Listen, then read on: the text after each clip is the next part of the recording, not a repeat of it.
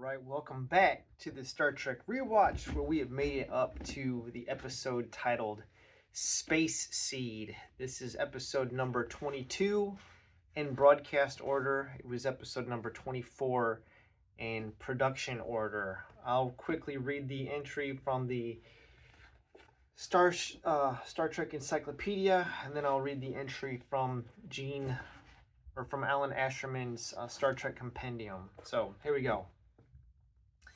Space Seed, original series, episode number 24. This was broadcast on February 16th, 1967.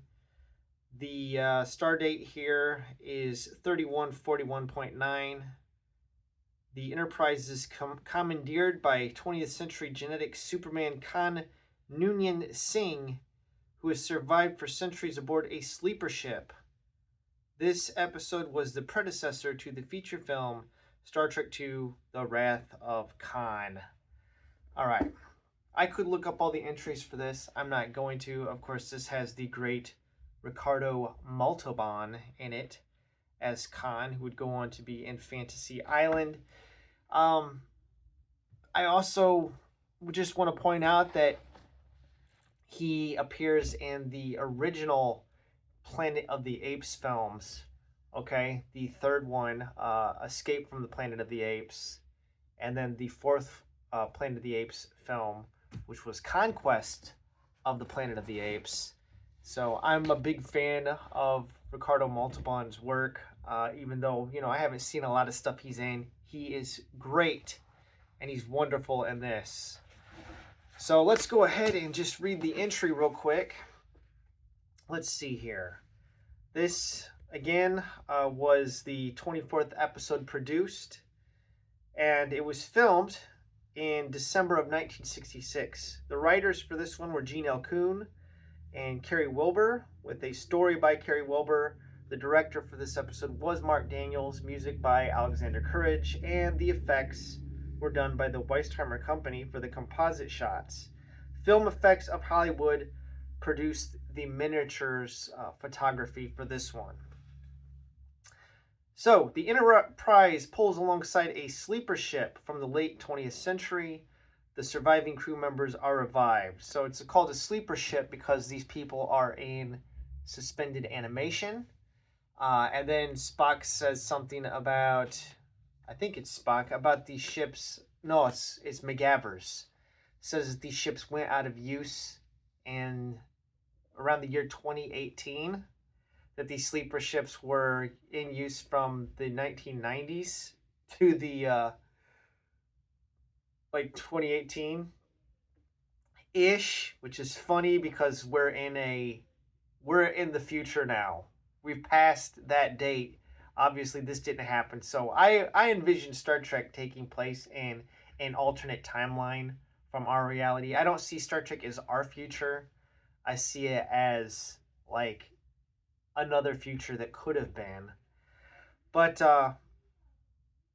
they wake up, Khan is revived first. Okay, they're on board the sleeper ship with this Marla McGivers.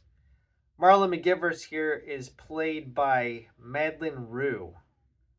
Okay, and she appeared in a lot of television series, it looks like, from what I'm looking at. She was in Man from U.N.C.L.E. She was in 77 Sunset Strip. Yeah, so I don't have a whole lot to say about her. She's the ship's historian. So Kirk pulls Khan out of this thing, right? By the way, you can see his phaser fall off of his belt during the scene where he's breaking Khan out of the slide out container that he's in, and you can see McCoy or DeForest Kelley, his eyes are glancing back and forth between Khan and the floor. It's surmised here that by Alan Asherman that Kelly's probably wondering whether the take is going to be used or not. But here you can see the miniatures. There's the Botany Bay, right? There's the Enterprise. So, all right. Flip back to the synopsis. We find out that this guy, these are escapees from the eugenics war, where selective breeding was used to create a race of Supermen who assumed power in what Spock calls the last World War. That these men seized control of 40 countries, and that some 90, I think 80 to 90 of these individuals, these Napoleons, these Supermen, escaped, and Khan and his crew are amongst some of them. Although he's very secretive about everything. You have this scene where like he wakes up and holds a knife or a scalpel of some sort to McCoy's throat. He's gripping him with one hand, and McCoy says, "What does he say? Either I think he says, well, either choke me or slit my throat. Make up your mind, man." And he's all like, underneath the carotid, just below the ear, along the carotid artery, would be most effective. Just shows that like McCoy has got like, you know, he's got a spine. Like this dude he's got guts, which Khan respects. And then Khan says he has many questions. At which point they call down Kirk to talk to him. And for some reason, and this doesn't make any sense to me, Khan asked to see the technical specs of the Enterprise, and like Kirk lets him. I mean, that's a big mistake. You know nothing about this guy, and you're letting him look at the technical schematics for the ship, which seems pretty stupid. But Khan's going to use this against him later on because he seduces Marla McGivers here and gets her to betray the crew, and of course she'll flip back over to Kirk's loyalties later on when they're putting Kirk in a hyperbolic chamber to, I guess, decompress it or open it up to a vacuum or whatever. She helps him out, and then Kirk floods the Enterprise with gas. But Khan gets away, and then they have a big old Donnybrook down there in the engineering section, which is really hilarious because in the, you know, the high definition here, you can totally tell that like it's two stuntmen fighting with each other in the wide shots. But back in 1966, watching it on your little, you know, tiny television, you wouldn't have been able to tell. So it's just the things that stand out when you're watching these shows in high def now. The effects, they're kind of humorous, but yeah, it's a good one. At the end of the episode, the Botany Bay left Earth in the 1990s, in the mid 1990s. It's revealed that Khan is a Sikh, and Marla McGavers, at the end of the episode, Kirk gives Khan the choice of going down to this planet Ceti Alpha 5, which is a harsh planet, to tame an entire world.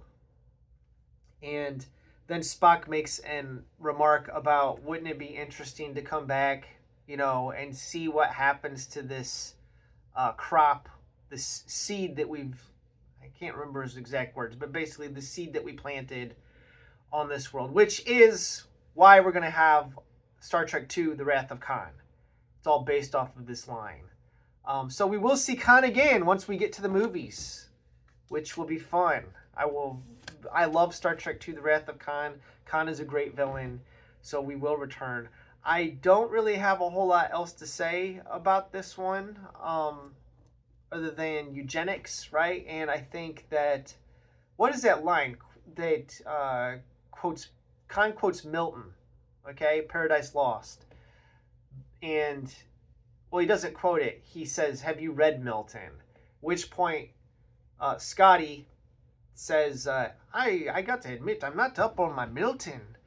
And then Kirk says the line, of course, about Lucifer, better to reign in hell than to serve in heaven, which is what Khan was getting at. So if we collected all the literary references to Star Trek, we'd be, I don't know what we've had. We've had Shakespeare, right? From Conscience of the King, Macbeth. A lot of these episode titles come from Shakespeare. For instance, Dagger of the Mind was an episode that we watched. That comes from Macbeth. So we have a Milton reference here. So if we took all the like literary references from Star Trek, like you'd be pretty well read. I know, for instance, Star Trek II: The Wrath of Khan has references to Moby Dick, has references to King Lear, has references to what else? Tale of Two Cities by Charles Dickens.